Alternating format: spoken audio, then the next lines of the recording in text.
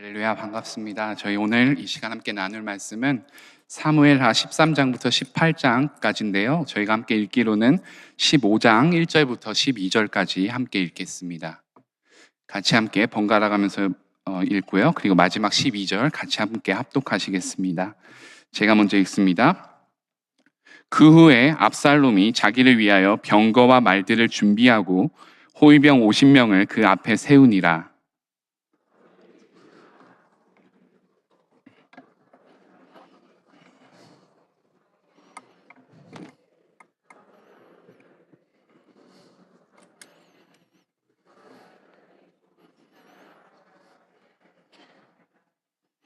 압살롬이 그에게 이르기를, 보라, 내 일이 옳고 바르다마는 내 송사를 들을 사람을 왕께서 세우지 아니하셨다 하고,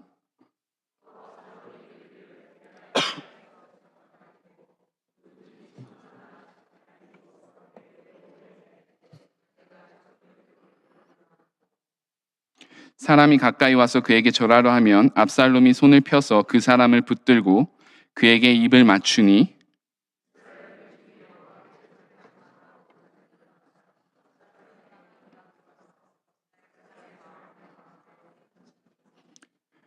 (4년) 만에 압살롬이 왕께 아뢰되, 내가 여호와께 서원한 것이 있사오니 청하건대 내가 헤브론에 가서 그 서원을 이루게 하소서.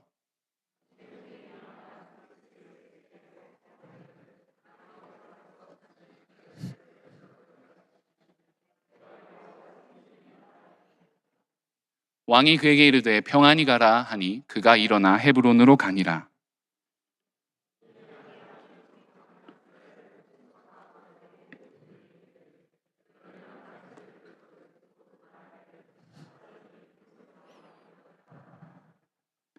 그때 청함을 받은 200명이 압살롬과 함께 예루살렘에로부터 헤브론으로 내려갔으니 그들은 압살롬이 꾸민 그 모든 일을 알지 못하고 그저 따라가기만 한 사람들이라. 제사 드릴 때에 압살롬이 사람을 보내 다윗의 모사 길롯 사람 아히도벨을 그의 성읍 길로에서 청하여 온지라. 반역하는 일이 커감해 압살롬에게로 돌아오는 백성이 많아지니라. 아멘. 영성이란 무엇일까요? 그리고 바르고 참된 영성이란 무엇일까요? 아마 하나님에 대해서 바르게 인식하고 하나님에 대해 알아가고 또 하나님의 길을 온전히 쫓는 훈련과 연습을 하는 것이라고 볼 수 있습니다. 영성에 대해서 사전적인 정의를 보니까 신령스러운 품성이나 성질이라고 정의합니다. 이걸 다시 구체적으로 정의하면 어떤 종교의 가르침이나 정신대로 살아가는 것을 말합니다. 브래들리 한센이란 신학자가 이렇게 말해요. 영성이란 인간의 삶의 본질과 목적에 관한 확신에 따라서 사는 한 개인이나 한 공동체의 삶의 스타일, 삶의 방식이다라고 말합니다. 정리하자면 영성이란 자기가 믿는 가르침과 자기가 믿는 그 교리, 정신을 따라서 살아가는 삶의 방식이라고 볼 수 있습니다. 우리 삶에서도 우리가 온전한 영성을 쫓으려면 매 순간 하나님 말씀을 바르게 이해하고 또 성령님의 인도하심을 경험하는 것이 절대적으로 필요하다고 볼 수 있습니다.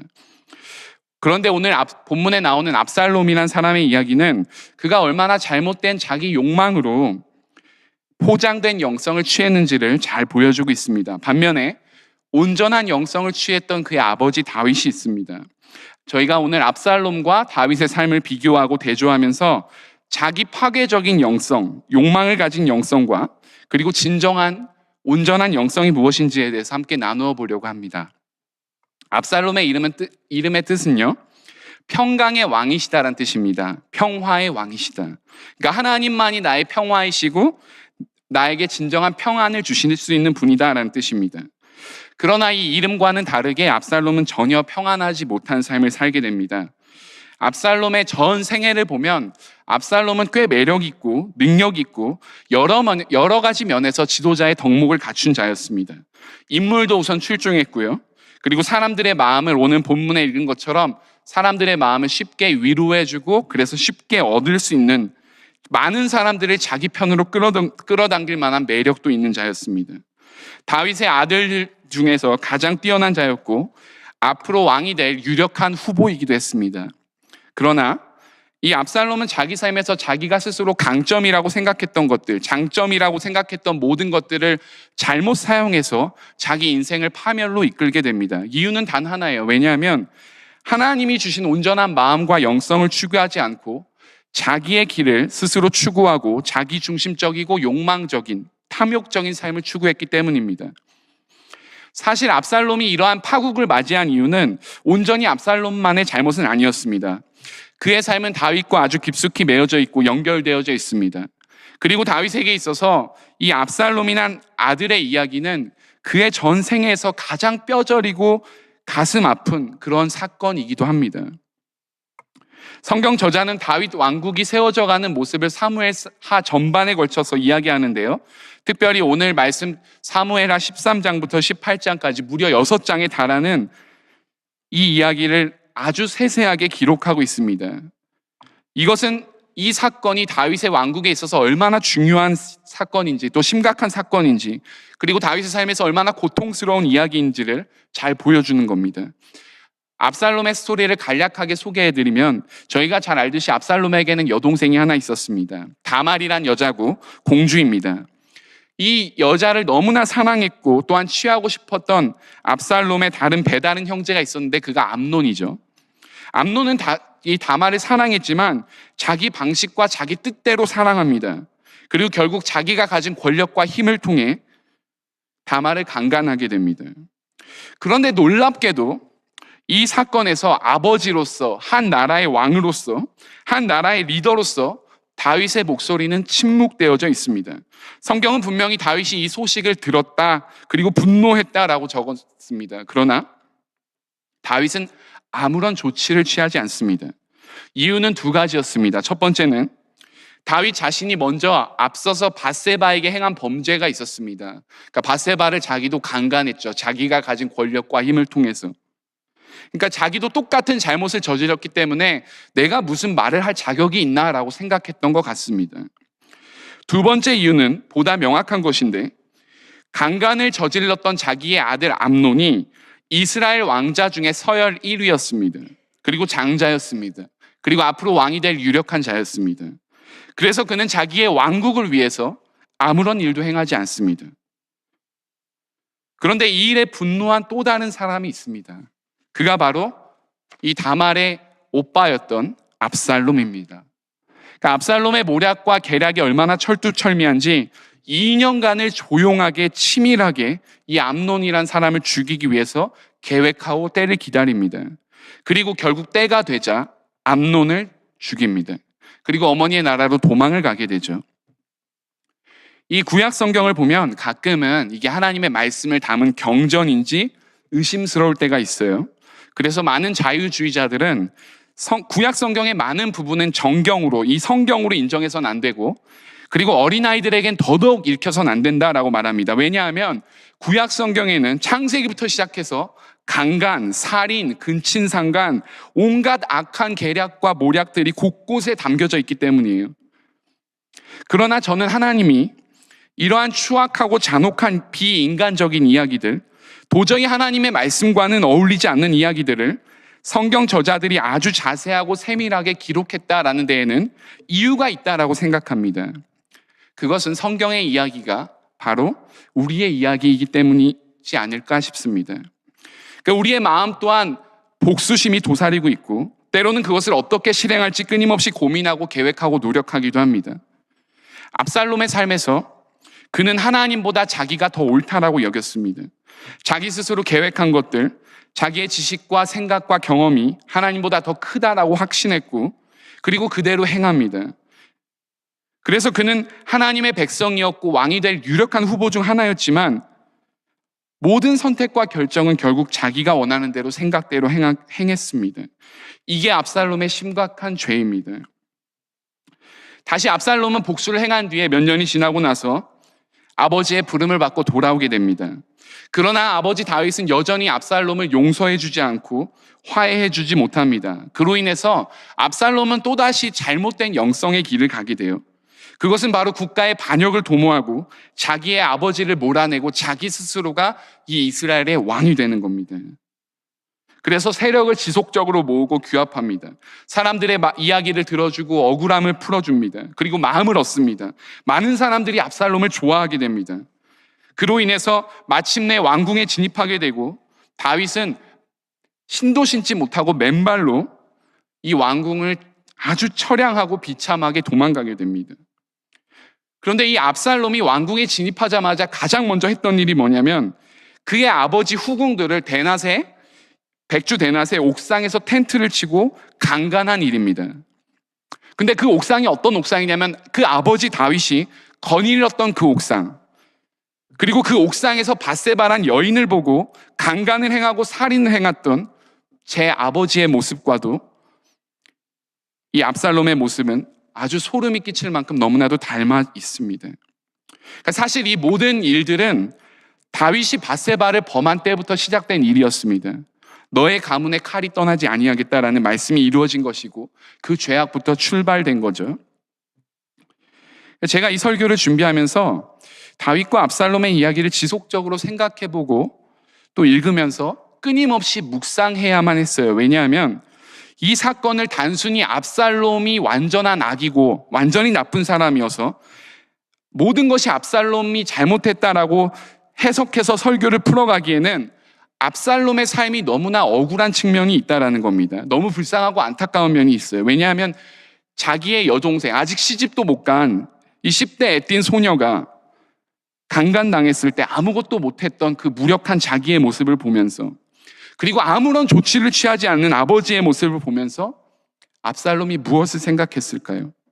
그러니까 아버지에게 화해를 받고 싶었고 또 용납받고 싶었지만 여전히 자기 자신을 받아주지 못하는 그 아버지에게서 어떤 분노를, 어떤 마음을 느꼈을까요? 그러니까 다윗이 만약에 암논의 죄를 옳은 방향대로 치리하고 다시는 이런 일이 일어나지 않도록 행했다면, 만약에 다윗이 압살롬을 다시 받아주고 용서해주고 받아줬다면 아마 이 이스라엘의 역사는 전혀 다른 방식으로 흘러가지 않았을까요? 그러나 성경은 우리 인간 군상들의 민낯을 과감없이 고지고대로 기록하고 있습니다. 이처럼 완벽하지 않았던 인물 다윗, 이 다윗을 우리는 구약 성경에서 상당히 칭송하고 많은 사람들이 좋아하고 높게 평가합니다. 분명 그의 삶에는 많은 오점이 있었어요. 이미 남편이 있는 아내를 자기가 가진 힘과 권력을 사용해서 강간했고, 또한 그것을 무마하기 위해서 자기의 충성스러운 장군이자 그 남편인 우리아를 죽이는 살인죄를 행한 살인마였습니다. 그러나 그는 하나님의 마음에 합한 자라는 평가를 받습니다. 이 함께 나눌 다윗과 압살롬의 영성에서 크게 비교가 되는 4가지 부분이 있는데요, 저희가 함께 이것들에 대해서 함께 살펴보길 원합니다. 첫 번째가 뭐냐면 하나님을 의지하는 자와 하나님을 신뢰하지 않는 자입니다. 다윗은 하나님을 전생에 걸쳐서 의지했습니다. 때때로 실패와 실수를 거듭했지만 언제나 하나님을 의지했습니다. 시편에 보면 다윗이 얼마나 하나님을 의지했는지 이렇게 나와 있어요. 나의 힘이신 여호와여, 내가 주를 사랑하나이다. 여호와는 나의 반석이시요 나의 요새이시요 나를 건지시는 이시요 나의 하나님이시요, 내가 그 안에 피할 나의 바위시요 나의 방패시요 나의 구원의 뿌리시요 나의 산성이시로다. 그러니까 어린 나이에 하나님의 부름을 다윗이 받죠. 골리앗과의 싸움에서, 그리고 사울의 온갖 핍박과 죽음의 위협 속에서도 다윗은 자기가 의지할 분은 오직 하나님 한 분밖에 없다는 것을 누누이 깨닫습니다. 다윗의 삶 속에서 하나님은 하나님이 되십니다. 철저한 실패와 연약함과 부족함 속에서도 다윗은 하나님의 일하심을 경험합니다. 이유는 단 하나예요. 다윗은 하나님만 의지했기 때문입니다. 그러나 압살롬의 삶을 보면 압살롬이 하나님을 의지했던 장면은 단 한 번도 나오지 않습니다. 그는 하나님을 신뢰하지 않습니다. 인간의 지혜나 지식을 훨씬 더 의지합니다. 이러한 자들에 대해 성경이 이렇게 말합니다. 너는 마음을 다하고 여호와를 신뢰하고 내 명철을 의지하지 말라. 너는 범사에 그를 인정하라. 그리하면 내 길을 지도하시리라. 그러니까 마음을 다해서 우리가 하나님을 신뢰한다는 것은 우리의 전생에 우리의 모든 것들을 다 하나님께 신뢰한다, 하나님께 맡긴다라는 겁니다. 범사에 하나님을 인정한다면 하나님이 우리의 삶을 책임져 주시겠다 이 말입니다. 이게 지혜로운 자의 길이고 온전한 영성을 쫓는 자의 길이라라는 거죠. 또 사람을 의지하려는 자들에 대해서 성경이 이렇게 증언해요. 시편 말씀인데요.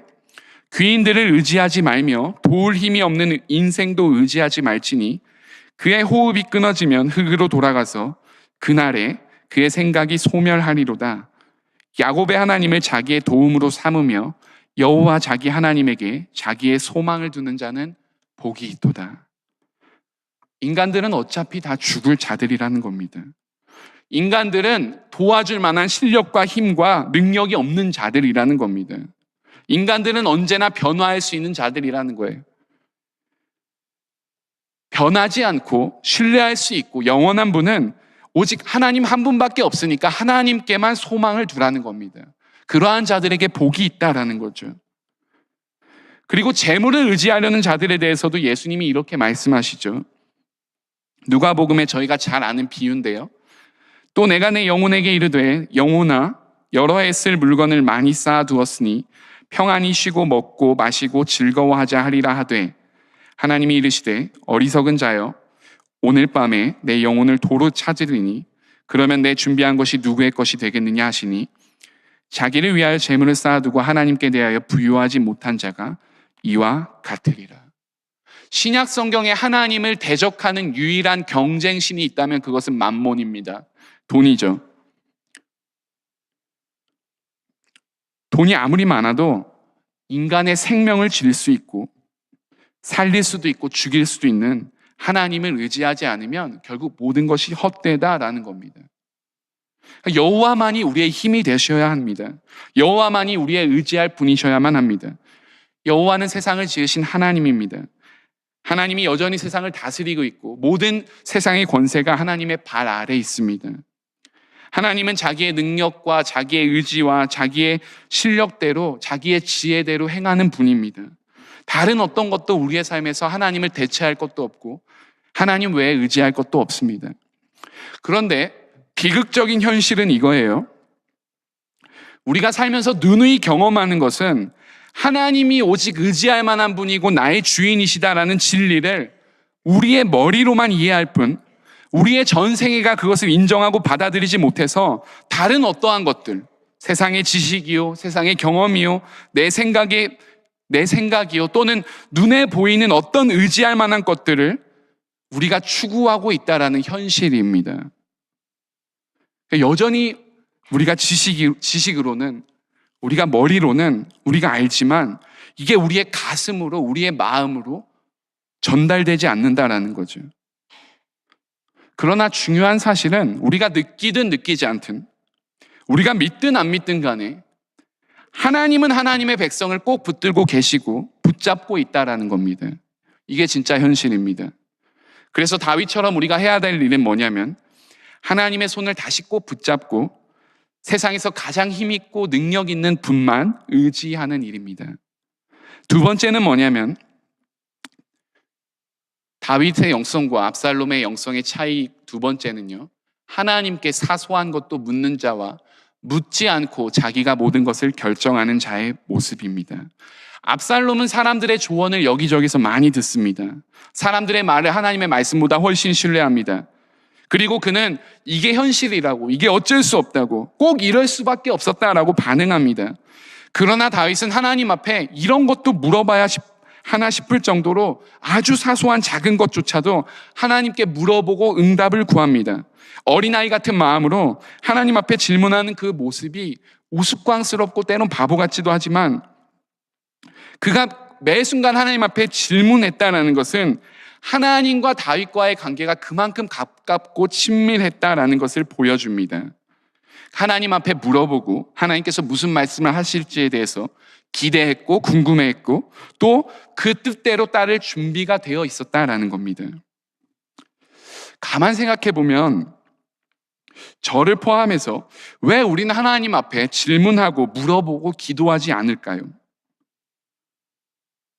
결국 우리가 하나님의 뜻을 알지만 때로는 그 뜻대로 하는 게 두려워서 혹은 그 뜻대로 안 하고 내 뜻대로 이번만큼은 내 생각대로 하고 싶어서 하지 않는 게 아닐까라고 생각해 보게 됩니다.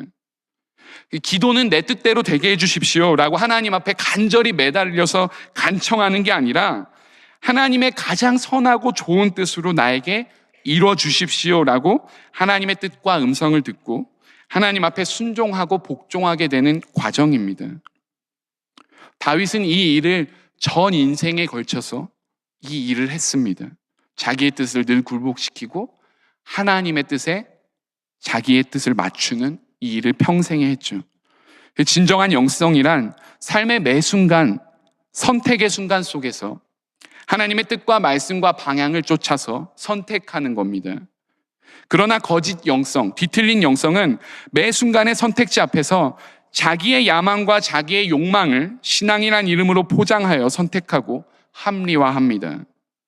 자기가 모든 것에서 옳다라고 주장하고 분별력을 잃어가고 있는데 그 분별력을 잃고 있는지도 모르는 상태까지 갑니다. 그러니까 이게 심각한 영적인 탈진까지 겪고 있다는 거죠.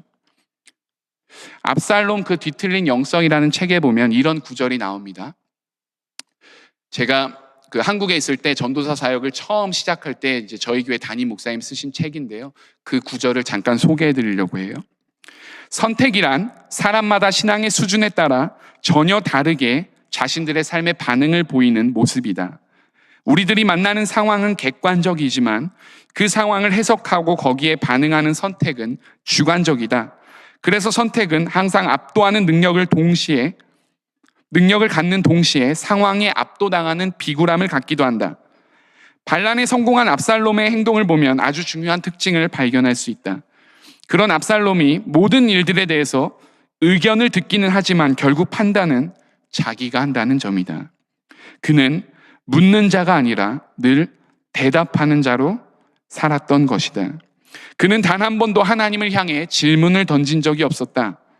그렇기 때문에 하나님으로부터 들을 대답도 없었다.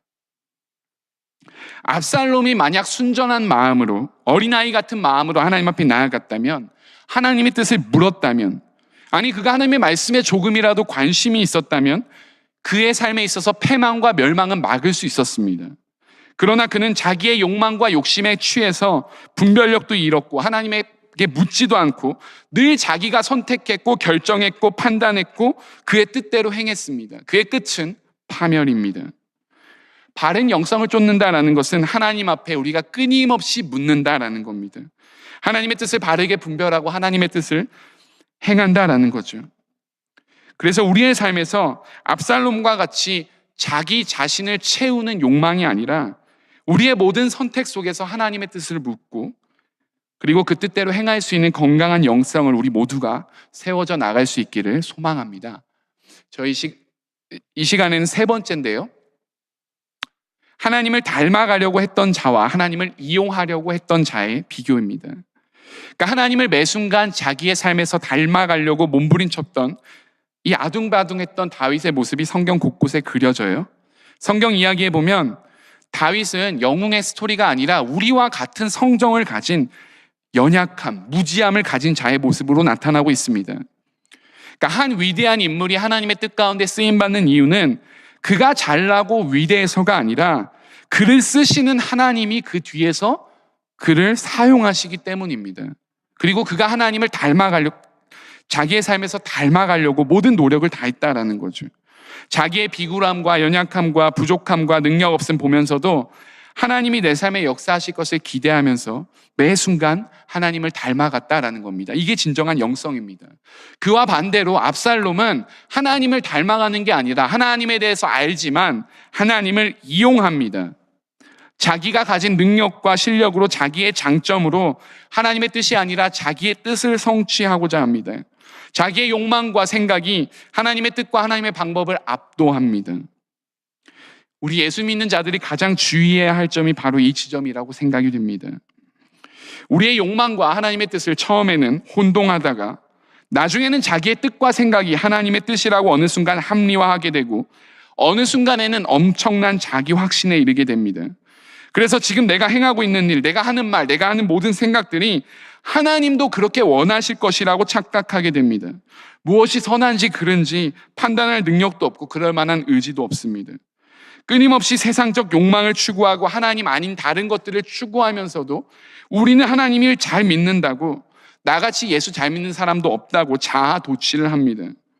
이렇게 되면 어느 순간 우리의 영성이 뒤틀려져서 하나님의 말씀도 들리지 않고 하나님의 뜻도 분별하지 못하게 됩니다.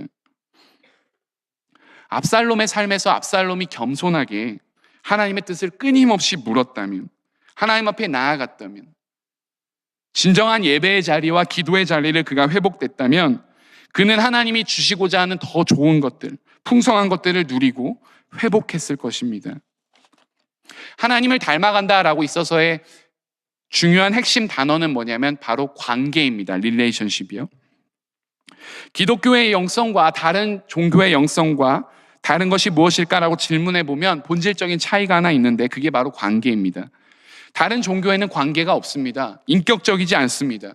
오직 신이 있고 그 신은 응답하지 않는 신입니다. 그러나 우리 기독교 영성은 달라요. 관계가 존재합니다. 철저히 관계를 기반으로 합니다.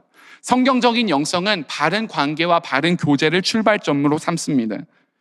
불교는 석가의 가르침대로 살죠. 석가모니와의 교제, 관계라는 개념이 불교에는 없습니다. 왜냐하면 석가는 이미 죽었기 때문이죠. 세상의 모든 영성은 다양한 방식과 방법을 통해서 신의 영역에 도달하고 신처럼 되는 겁니다. 불교가 대표적이죠. 온갖 고된 수련과 수양을 통해서 열반의 경지, 자기 자신이 붓다가 되는 겁니다. 그런데 우리 기독교 영성은 자기 초월, 어떤 신비적이고 고통스러운 체험이나 혹은 수련이나 수양을 통해서 신의 영역으로 올라가는 게 아니라 하나님이 찾아오시는 겁니다. 그래서 예수님이 인간으로 우리의 삶에 구체적인 현실 가운데 찾아오시는 거예요. 그래서 성경은 예수님의 두 번째 이름을 임마누엘, 예수님께서 우리와 함께 계시다라고 표현합니다. 지난주 우리 담임 목사님께서 출애굽기를 통해서 말씀해 주셨지만 하나님은 인간 가운데에 임재하시고 강림하시는 분으로 소개되어져 있어요. 이 대표적인 사건이 구약 성경에 보면 성막이고 성전입니다. 그러니까 하나님이 우리 가운데 찾아오시고 임한다라는 거죠. 왜냐하면 하나님이 우리와 뭘 원하시냐면 친밀한 관계와 교제를 원하시기 때문입니다. 그러니까 하나님과의 온전한 관계를 통해서만 우리의 영성은 바르게 자라날 수 있고 건강하게 세워질 수 있습니다. 온전한 순종 역시 온전한 관계 속에서만이 가능합니다. 이 온전한 영성을 가장 잘 보여준 인물이 있다면 성경에서 단연코 다윗일 것입니다. 그는 하나님과의 친밀한 교제를 누리는 것을 그의 삶에서 최고의 우선순위로 여겼고, 그것을 최고의 기쁨으로 여겼고, 그것을 최고의 영광으로 누린 자입니다. 우리 역시 온전한 영성을 위해서는 하나님과 늘 동행해야 합니다.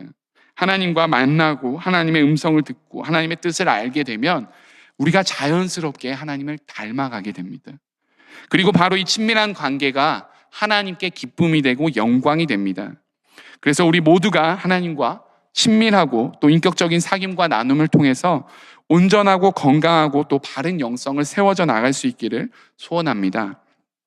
다윗과 압살롬의 네 번째 마지막 중요한 차이점이 바로 이 지점에 있습니다. 매 순간 상황과 주변을 뛰어넘는 사람과 그 다음에 주변 현실과 상황에 굴복하는 자입니다. 압살롬은 매 순간 상황과 현실에 굴복하고 압도당합니다. 괴로운 것, 힘든 것, 어려운 것, 도저히 감당할 수 없는 것, 도저히 용납할 수 없는 어떤 것들이 압살롬의 삶에 있었습니다. 압살롬이 거기 압도당해요. 굴복합니다. 그리고 끊임없이 지속적으로 영향을 받습니다. 우리 인간이란 존재가 그런 것 같아요. 우리가 믿음이 좋다고 하면서도 경제적 어려움이 닥치거나 아니면 가정적 어려움이 닥치거나 때로는 내가 도저히 감당할 수 없을 것 같은 일들이 생길 때 우리는 그 앞에 무력합니다. 그리고 우리의 신앙이 흔들립니다. 참 괴롭습니다. 다윗과 압살롬의 삶을 보면 그들에게 주어진 삶의 조건과 형편은 참 비참했고 괴로웠고 도저히 매니지할 수 없는, 도저히 컨트롤할 수 없는 것들이었습니다. 사실 압살롬의 삶만큼 다윗의 삶도 형편이 좋지 못했습니다. 어렸을 적에는 아버지와 형들한테 지속적으로 무시당했고 사울에게는 질투를 받았고 광야를 쫓겨다녀야 했고 끊임없는 불안감과 긴장감 속에 살아야만 했습니다. 그러나 이들 둘의 반응은 전혀 달랐습니다. 압살롬은 현실에 굴복했고 타협했고, 다윗은 자기에게 주어진 그 현실을 뛰어넘었습니다. 우리가 신앙생활을 하다가 당황하는 게 있습니다. 하나님을 믿으면 우리의 고통이 면제되고, 보다 더 살만하고, 보다 더 안정적일 것 같았는데 꼭 그렇지 않은 현실을 만나게 되며 당황하게 됩니다. 내 삶이 늘 승승장구일 줄 알았는데, 아니 승승장구는 아니어도 그래도 신앙생활 잘하면 어느 정도는 우리의 삶이 평탄할 줄 알았는데, 이리 치이고 저리 치이고 뜻대로 마음대로 형편대로 되지 않는 현실을 우리가 마주하게 됩니다. 어떤 면에서는 그게 우리 인간의 실존인 것 같기도 합니다. 그런데 이러한 상황 가운데에서 진짜 신앙인의 모습이 드러납니다. 매 순간마다 주변 상황에 영향을 받고 현실에 영향을 받는 사람들이 있습니다. 늘 불안해하고 늘 초조해합니다. 무언가 의지할 만한 대상을 지속적으로 찾습니다.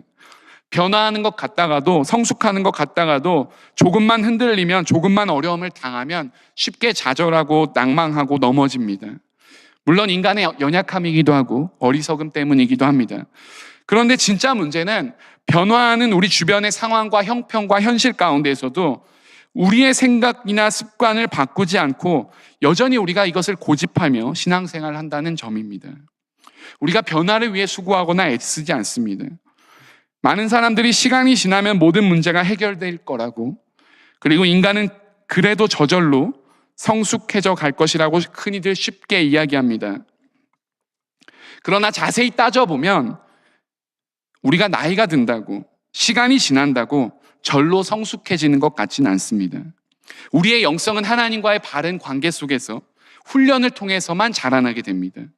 말씀과 기도, 예배, 헌신, 순종, 사랑, 희생, 교제, 나눔, 이 모든 것들을 우리가 훈련받고 말씀대로 행할 때 우리의 영성은 자라나게 됩니다.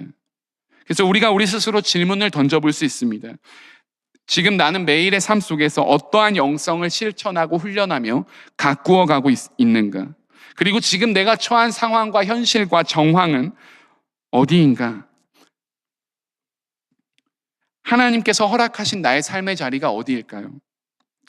우리는 우리의 삶, 이 컨텍스트에 이 텍스트, 하나님의 말씀을 담아내야 됩니다. 그래서 하나님의 말씀을 우리가 처한 모든 삶의 현실에서 녹여내야만 합니다. 그게 하나님이 원하시는 진정한 영성입니다.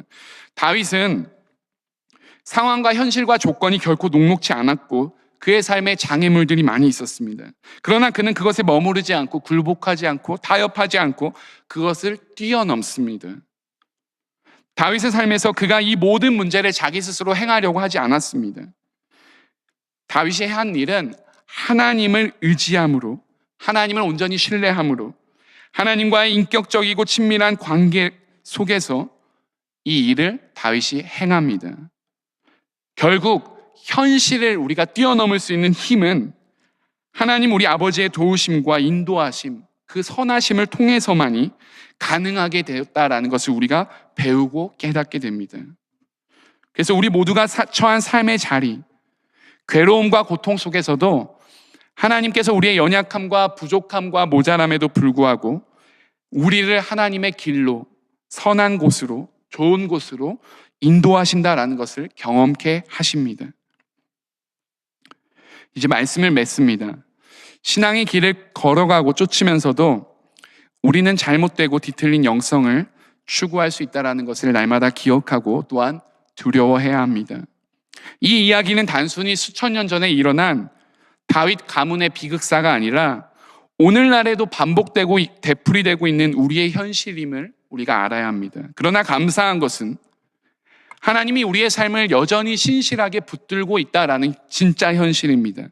그래서 우리가 하나님을 온전히 쫓으며 말씀에 순종하도록 하나님께서 우리를 날마다 초청하고 계시고 우리 안에 계신 성령님을 통해서 말씀하시고 계시다라는 현실입니다. 우리가 이 땅에서 당하는 모든 고난과 환난과 어려움들은 다만 그것 자체가 목적이 아니라 우리를 보다 더 거룩하게 빚어가시고 하나님의 성품으로 우리를 하나님이 만들어 가시는 그 목적이 있다는 것을 우리가 분명히 알아야만 합니다. 하나님과의 친밀한 관계를 회복하셔서 하나님의 뜻과 말씀을 우리가 분명히 분별할 수 있는 그 지혜를 하나님께서 허락하여 주실 것입니다. 또한 하나님을 의지하고 하나님의 하나님 되심을 우리가 인정해야 합니다. 오늘 하루 우리 가운데 주어진 이 답답한 현실을 믿음 가운데 사실 수 있는 힘을 주님께서 허락해 주실 것입니다. 그리고 하나님께서 넉넉한 승리를 주실 것입니다. 온전한 회복을 주실 것입니다. 하나님과 더욱 깊은 친밀함과 또 연합과 또 교제를 통해서 우리 매일의 일상이 회복될 수 있기를, 우리가 바른 영성과 또 건강한 영성을 추구하며 하나님께 영광이 되는 삶을 살아갈 수 있기를, 우리 그러한 모든 우리 영락교회 성도님들이 되시기를 예수님의 이름으로 축원합니다. 제가 기도하고 축도하고 마치겠습니다. 사랑과 은혜의 주님 감사합니다. 하나님, 우리가 다윗과 압살롬의 이야기를 통해서 우리의 현실을 함께 마주하며 또 생각해 보게 됩니다. 우리가 감당할 수 없고 또 우리가 때로는 답답하고 우리가 전혀 어떻게 할 수 없는 그 현실 속에서도 하나님 붙잡는 믿음 허락하여 주시고, 또 우리가 하나님이 원하시는 것을 바르게 분별하며 또 하나님과 날마다 동행하며 날마다 함께 교제하며 하나님의 뜻대로 우리 삶에서 모든 것들을 지혜롭게 행할 수 있는 은혜가 있기를 원합니다. 하나님, 우리가 잘못된 길을 걷지 않게 하시고 또 뒤틀린 영성을 추구하지 않게 하시며 온전하고 바른 하나님이 원하시는 것들을 우리가 추구하며 살아갈 수 있도록 인도하여 주시옵소서. 주님께서 우리와 늘 함께 하심을 감사하며 예수님의 이름으로 기도합니다.